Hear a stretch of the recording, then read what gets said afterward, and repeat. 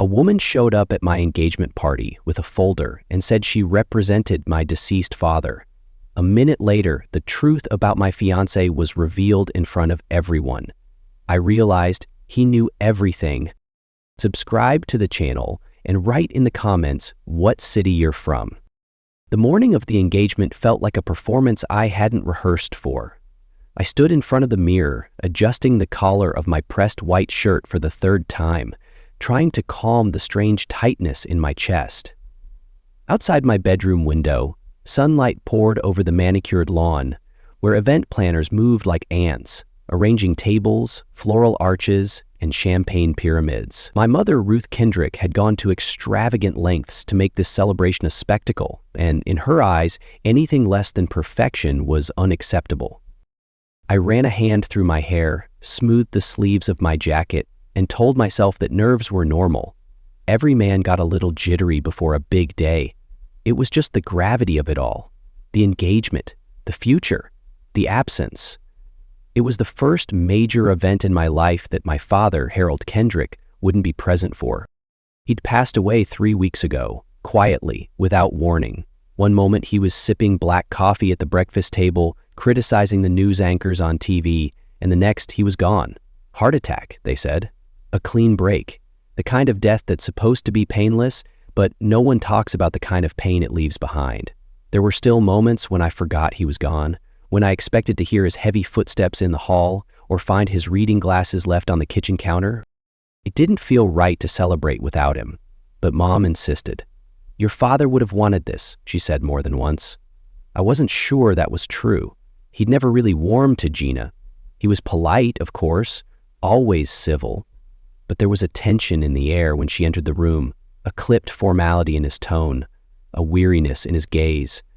He never said a word against her, but he didn't have to. His silence spoke volumes. Still, I convinced myself that Dad just didn't understand her. Gina was ambitious, yes, outspoken, sometimes intense, but that didn't make her bad.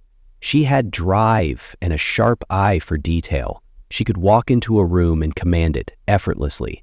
People admired her confidence. I admired it too, though sometimes it felt like I was chasing her approval rather than sharing a partnership. Downstairs, the house was already humming with activity. The caterers moved briskly through the kitchen. Waiters in black uniforms carried trays of hors d'oeuvres. The scent of peonies filled the air. Gina stood near the front entrance, radiant in a blush pink dress, her blonde hair swept back in an elegant chignon. She looked like she belonged on the cover of a wedding magazine. She was laughing at something one of my cousins said, holding a flute of champagne, looking every bit the flawless bride-to-be. When she saw me, her expression softened. She walked over, kissed my cheek, and adjusted my tie with the ease of someone who had already assumed her place in my life. "You look perfect," she said, brushing invisible lint from my lapel. "You ready for the real show?" I smiled, but it felt more like a grimace. "Yeah. Just wish Dad was here."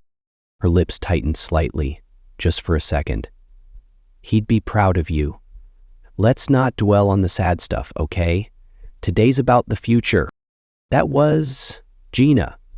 Always looking forward, never back. I nodded, letting her lead me by the hand into the crowd gathering on the back patio. The engagement party was nothing short of lavish. A string quartet played soft classical music beneath a white canopy. Guests mingled in tailored suits and designer dresses. There were gold-rimmed plates, ice sculptures shaped like swans, and tiny bites of food I couldn't pronounce. Mom flitted from group to group like a politician working a room, complimenting outfits, introducing Gina with a practiced warmth. "This is the happiest I've seen your mother in years," Gina whispered to me, smiling. "I think she's really starting to accept me." I nodded, but something about that comment felt rehearsed. My mother had embraced Gina almost too quickly after my father's death.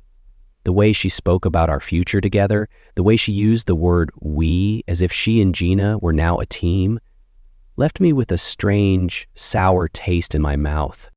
The speeches started around midday. Gina's father, a real estate developer with a booming voice, made a toast about legacy and success. My Uncle Richard followed with an anecdote about me skinning my knee as a child. People laughed, glasses clinked. Then it was my turn. I cleared my throat and stepped forward, feeling every eye in the room on me. My palms were slick, my tie suddenly too tight. I glanced at Gina, who gave me an encouraging nod. "I just want to say how grateful I am," I began, "to everyone who's here today, and to Gina. Thank you for saying yes and for believing in what we're building together." My father would have said a lot of things if he were here, some of them probably critical, but I think he'd be proud of what today represents, a new beginning. There was applause. Gina hugged me, kissed me again. My mother wiped away a tear, and for a brief, fleeting moment, I believed it all. Then she walked in. The music didn't stop, not exactly, but it faltered. Conversation dipped. A few guests turned their heads, then more.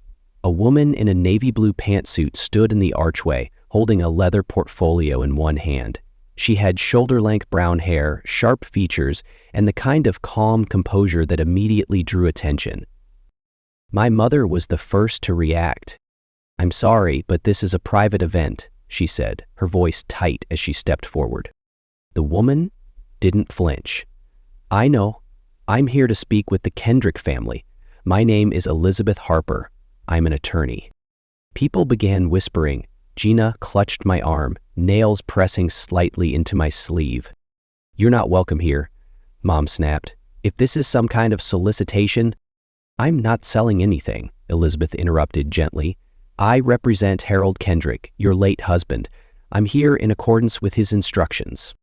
My breath caught. The name. My father's name. Spoken like that, like a weight dropped in water. "What kind of instructions?" I asked. Elizabeth looked at me directly, her expression unreadable. "Mr. Kendrick left a final will and testament, updated 8 months ago. He gave very specific directions for its delivery. I was to read it to the family the moment your engagement was publicly announced."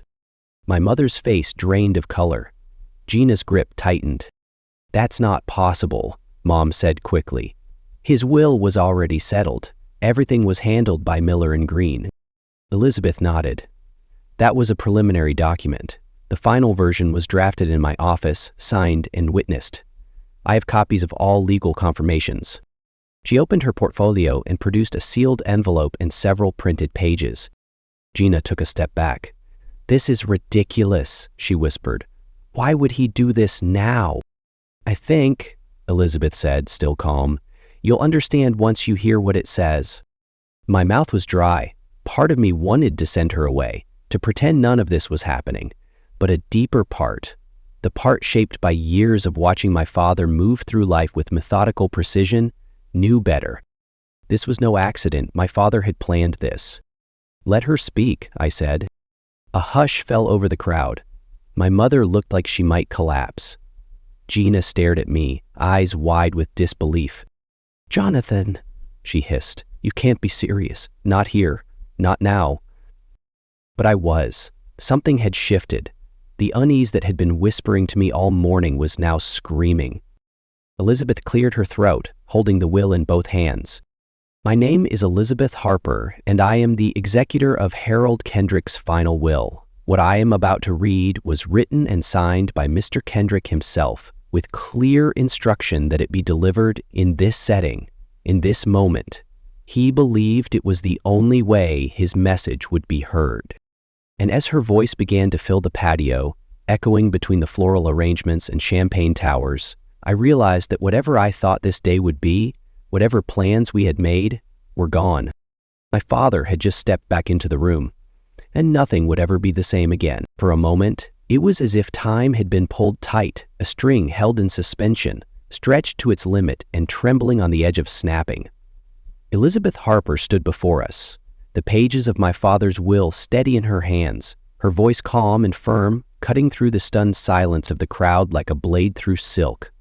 Around me, glasses remained half lifted, conversations frozen mid-sentence, the hum of the party completely extinguished. I felt Gina's hand still clenched around my arm, the pressure increasing with every passing second, as if she could anchor me physically to the version of reality we had all just inhabited a moment ago.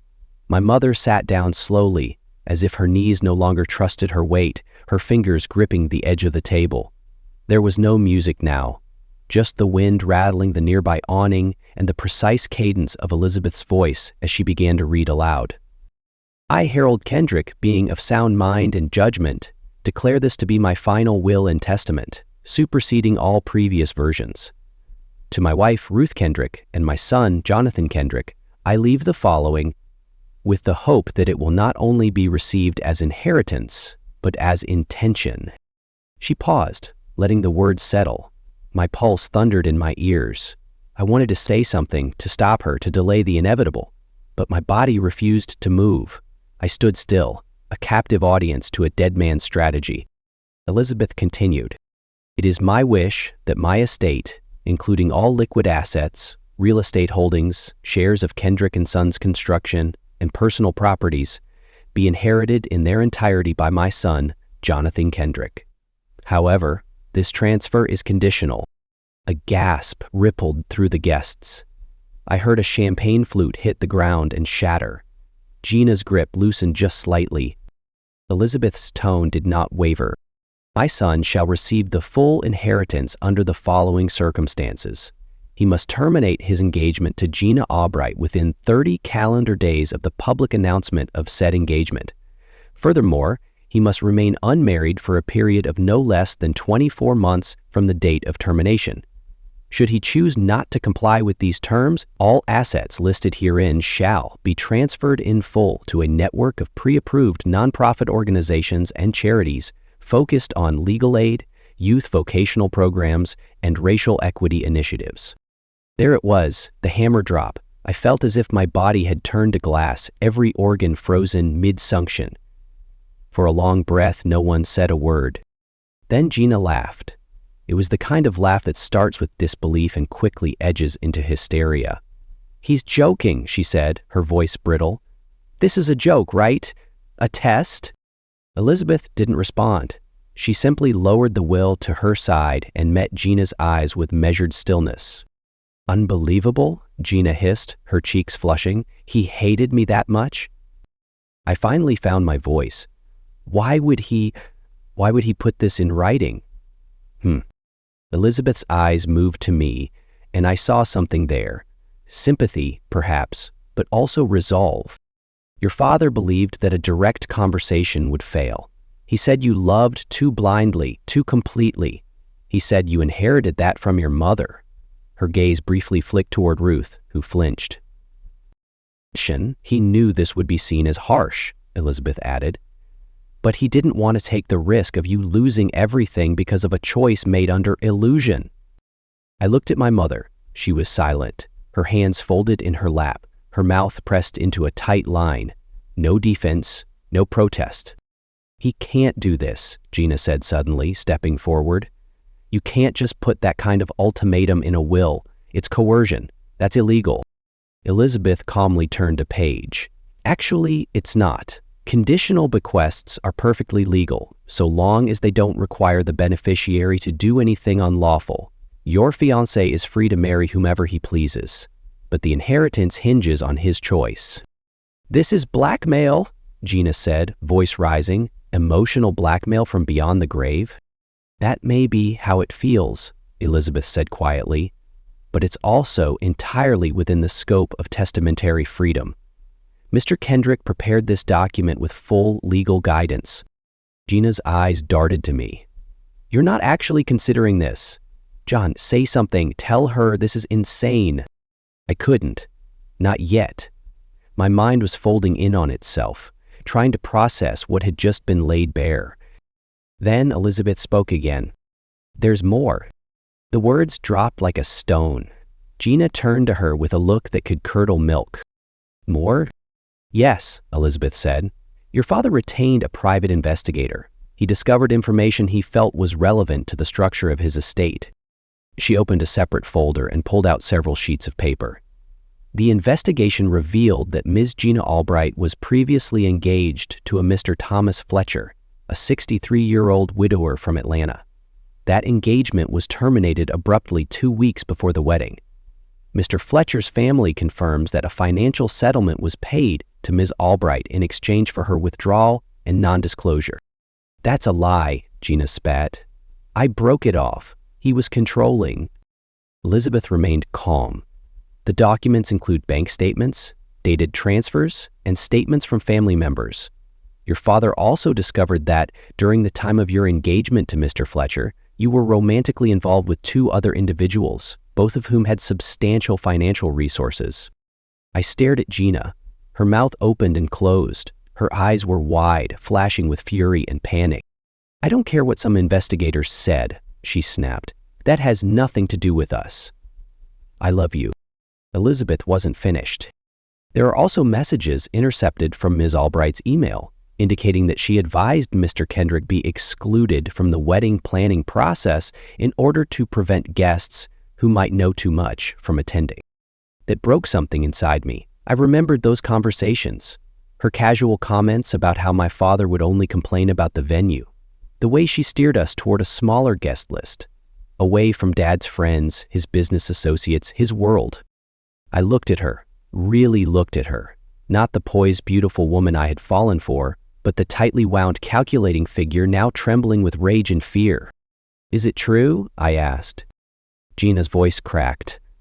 Gina, you can't really believe this. Is it true? Her lips quivered. Then the walls collapsed. They didn't mean anything, she whispered. None of them. I chose you.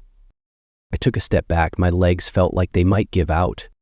We can fight this, she said, grabbing for my hand. We can challenge the will. This is emotional manipulation. The courts won't uphold it. We can still get everything. Her use of the word we made my skin crawl. Across the patio, my mother had stood again. Her expression was unreadable. But when she spoke, her voice had found its spine. Get out. Gina froze. Get out of my family's celebration, Ruth repeated, her voice like iron. Get out now. I leave, Gina. I watched as she looked around, hoping someone, anyone, would defend her. But there were no allies left.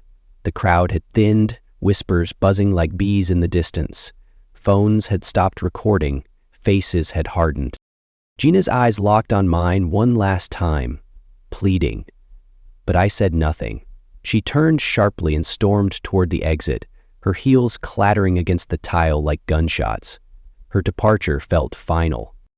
Silence fell again. I stood in the center of it, breath shallow, the air around me thick with shame and clarity. Elizabeth stepped forward, the folder still in her hands. There's one final element, she said, her voice gentler now. Your father left personal letters. One for each of you. She handed my mother an envelope. Ruth took it with trembling fingers, her eyes already wet. Then Elizabeth handed one to me. It was thicker. My name, written in my father's steady, deliberate hand. I held it but didn't open it, not yet. What happens now? I asked, my voice hollow. Elizabeth looked at me, her gaze steady but kind. That depends on you. I didn't open the envelope that night. After Gina left, the engagement party unraveled quickly. Guests filtered out in awkward clusters, some avoiding eye contact, others stopping to offer mumbled condolences or vague apologies. The atmosphere, once golden and celebratory, had curdled into something heavy and strange. Ruth remained seated for a long time, her hands folded over the sealed letter on her lap, staring at nothing. I don't think either of us quite knew what to say or do. We had both been struck silent, not by grief, but by recognition of how blind we had been and how deliberate my father had become in his final months. Elizabeth Harper stayed until the last few guests had gone. She offered me a final handshake, told me to reach out if I had questions about the remaining probate process, and then left. Quietly, as if she had never been there at all. It was after midnight when I finally climbed the stairs to my room. The envelope weighed heavy in my pocket, the paper thick, textured. My father's handwriting stared back at me, Jonathan, in clean, deliberate ink. I sat on the edge of my bed for a long time, turning it over in my hands, wondering what he could possibly have left to say after the storm he had unleashed. A part of me was afraid to know, afraid it would hurt more than anything that had happened that day. But eventually, I opened it. There were several pages inside, written on plain white stationery. His tone was unmistakable, formal, measured, but beneath it all, unmistakably him. I could hear his voice in every sentence. Jonathan, if you're reading this, it means I am no longer around to explain myself in person. I'm sorry for that. I'm sorry for many things, truth be told. I wasn't the easiest father to have. I know that. I held you to impossible standards. And I didn't say the words you probably needed to hear as often as I should have. But never doubt this. I have always loved you, fiercely if imperfectly. You've probably spent the last few hours feeling betrayed. That's fair. What I've done may feel cruel. I orchestrated a public embarrassment. I exposed your fiancé in front of family and friends. I called into question your judgment, your heart, your future. I did all of this knowing it would hurt you. But I did it because I love you, and because I believed it was the only way you would truly listen. I paused, swallowing a lump that had formed suddenly in my throat. Gina is not who you thought she was. I have no satisfaction in proving that. I wanted to be wrong. I really did. When I first hired the investigator, I hoped he'd find nothing. I wanted to be told I was paranoid. But the truth wouldn't let me look away. And once I saw it, I couldn't pretend it wasn't there. Not when your future was on the line. You have always been someone who sees the best in people. That is both your strength and your danger. You love deeply, you forgive quickly. And while that makes you good, it also makes you vulnerable. I didn't want to see you spend the next decade slowly watching your life unravel because you couldn't see the trap until it had closed. I sat back against the headboard, the letter resting on my chest. The room felt unbearably quiet, the kind of quiet that swallows sound and thought alike. I know this isn't how you would have handled things, but I also know you never would have left her on your own. You would have rationalized, defended, excused. You would have blamed yourself when she drained you dry emotionally and otherwise. And when you finally realized the truth, it would have been too late to undo the damage. So I made the choice for you. I used what little time I had left to set the stage. I chose the setting, the moment, the messenger. I even imagined the expressions each of you would wear when the truth came out. It wasn't arrogance. It was pattern recognition. I've known your mother all my life. I've known you since your first breath. I knew exactly how this would go. That's why it had to be dramatic. You all needed to see yourselves in a mirror no one could turn away from. As for your mother, I leave that relationship in your hands. She is not evil, she is not heartless, but she is a woman who clung to comfort even when it cost her her clarity. She wanted to believe the best because it was easier than confronting the worst. I hope that, with time, she'll find her way back to something real. Whether or not you choose to let her in again is up to you. There was more, of course. Reflections on childhood moments, memories I'd long forgotten, even a list of things he regretted never telling me. He spoke of my first soccer match and how proud he was, even though he pretended to be disappointed when I missed the goal. He mentioned my decision to leave graduate school and how he respected it, though he never had the words for that back then. He ended the letter simply, "You have 30 days to decide.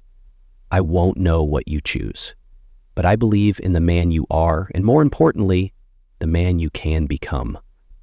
Make your choice not from fear, but from clarity, and whatever path you walk, walk it with your head held high. I raised you for that, even when I didn't say it.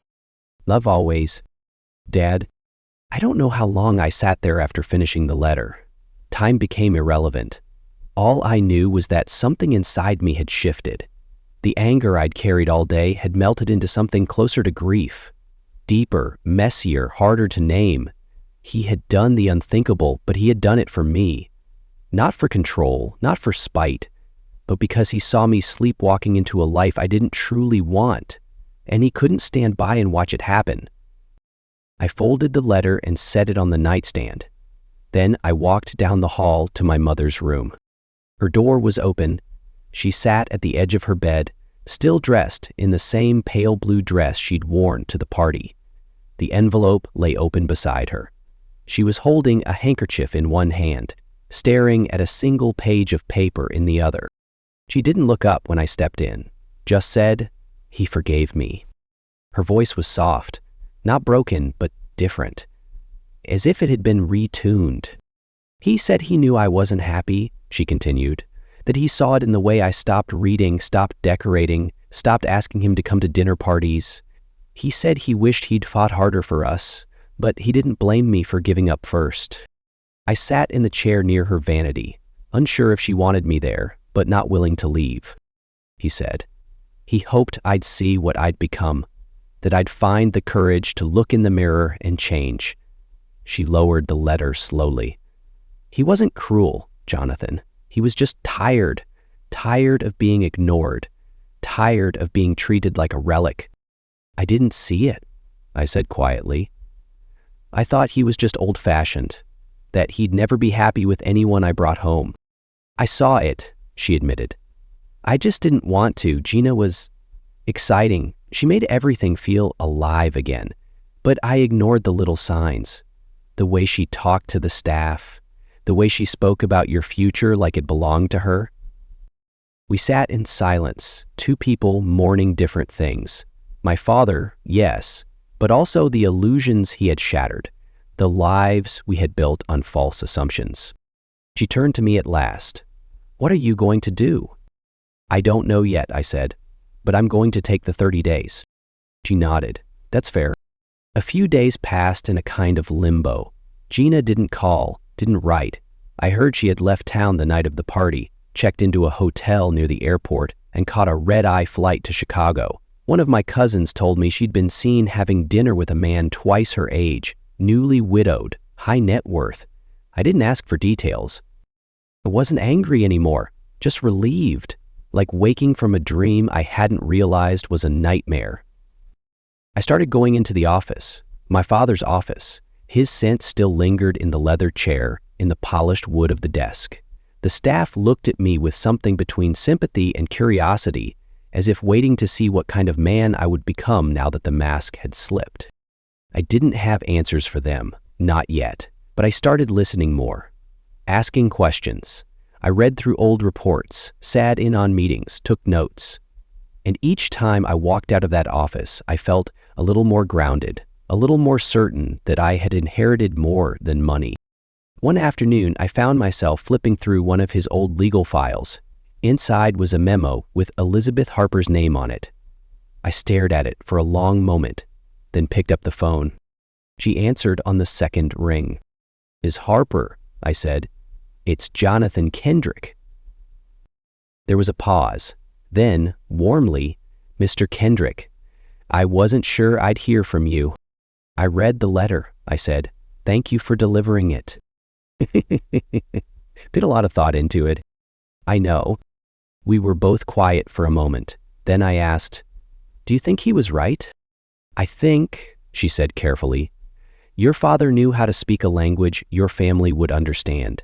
And I think he loved you enough to risk becoming the villain if it meant saving you from something worse."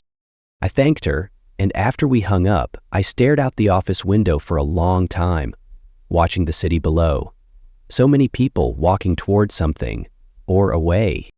I still didn't know what my final decision would be, but for the first time, I felt like I was choosing not out of fear, not out of inertia, but with my eyes open.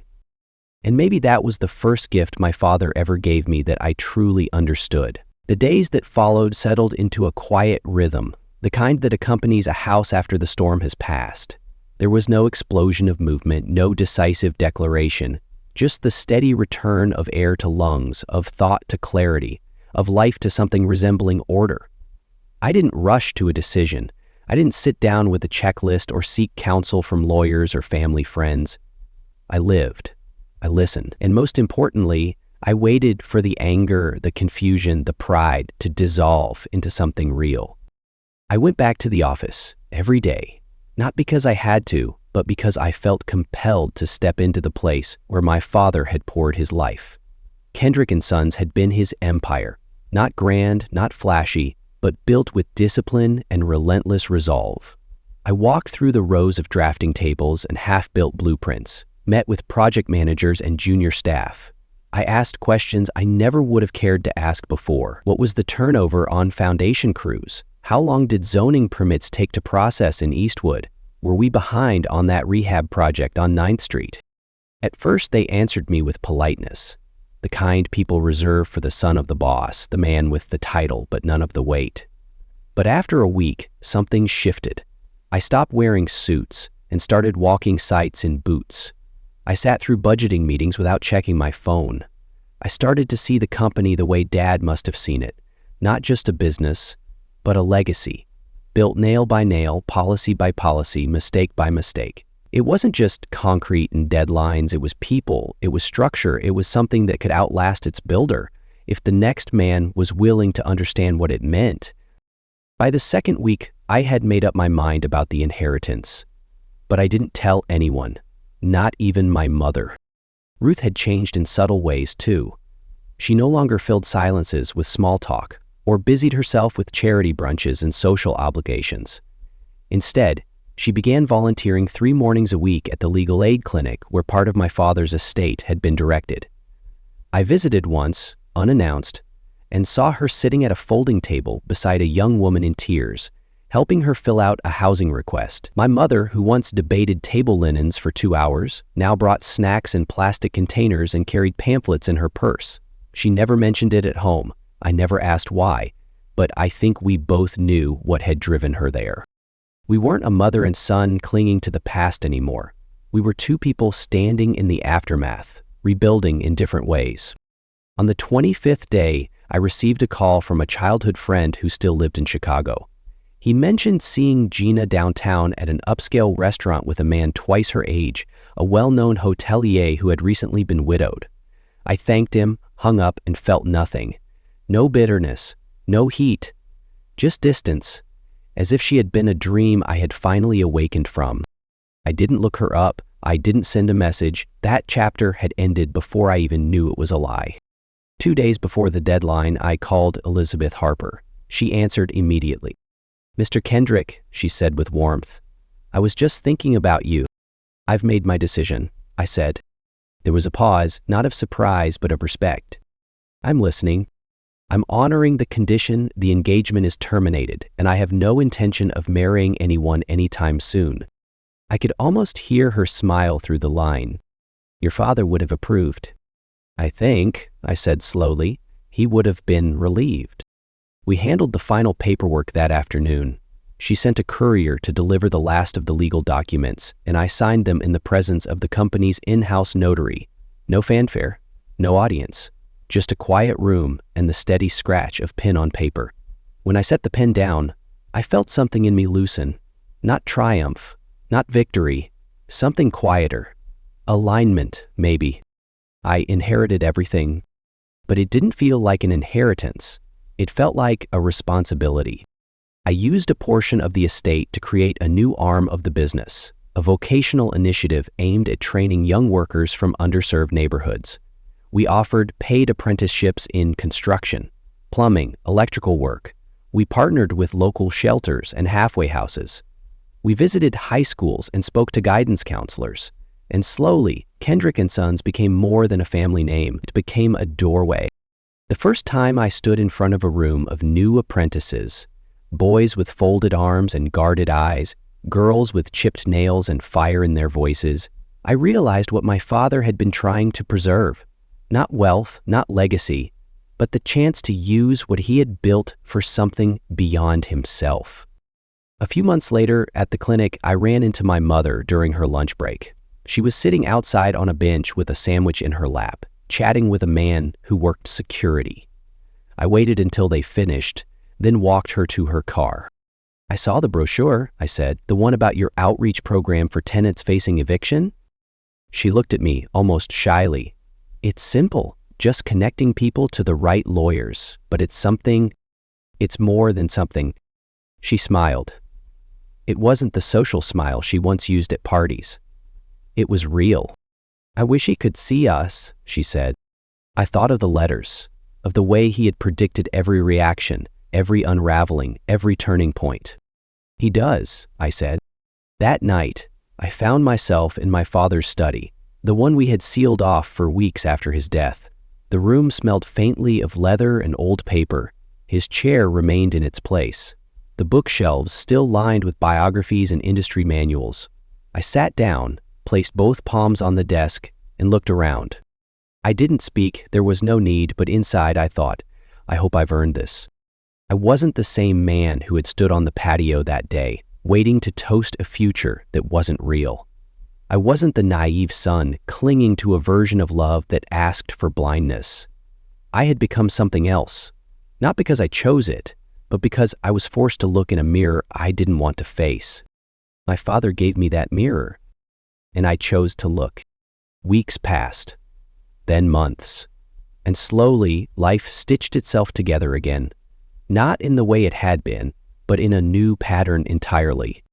I met someone eventually, not in a ballroom or a rooftop lounge, but at a community event for one of our job training sites. Her name was Claire. She worked in urban planning, had a sharp wit, and never once asked about my net worth. Our first conversation was about zoning permits. Our second was about books. She asked questions that mattered, and when she listened, she did it with her whole faith. I didn't fall in love quickly this time. I didn't need to. I was no longer trying to fill a silence left by my father or prove to the world that I had found the perfect partner. I was just trying to build something honest, one conversation at a time. One evening after dinner, Claire asked me why I had never married. I told her the truth. She didn't judge me. She just nodded, reached across the table, and took my hand. "You're different," she said, "but in a good way." Maybe that's all my father had hoped for. That I would be different, not just from others, but from the man I might have become if no one had intervened. Sometimes, late at night, I reread the letter he left me, not because I need the reminder, but because it makes me feel close to him. I imagine him sitting at that desk, pen in hand, weighing every word, hoping he was doing the right thing. I think he knew he would never see the fruits of his final decision, but he made it anyway.